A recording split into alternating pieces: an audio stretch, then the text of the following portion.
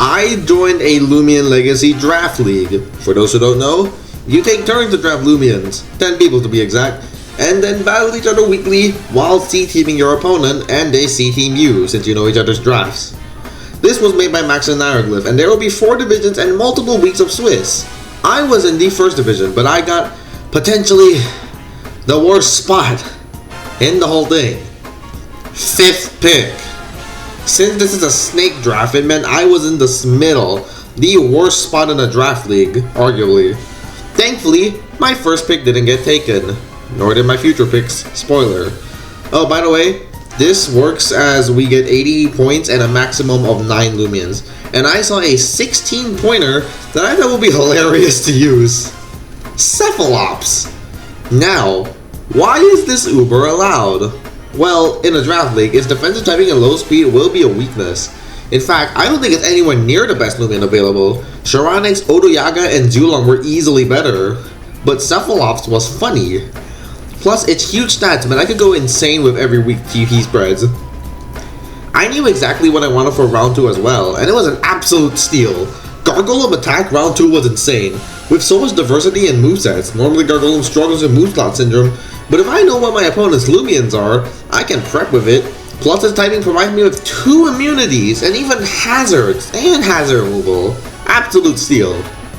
In the draft league in Pokemon, this is what you always want. Diverse speed tiers, a grounded poison type, aka a toxic spikes absorber, and a ground type.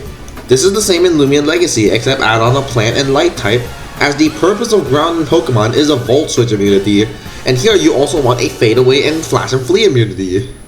I decided to patch up the higher speed tiers with one of the best Loomians in drafts, Zulong.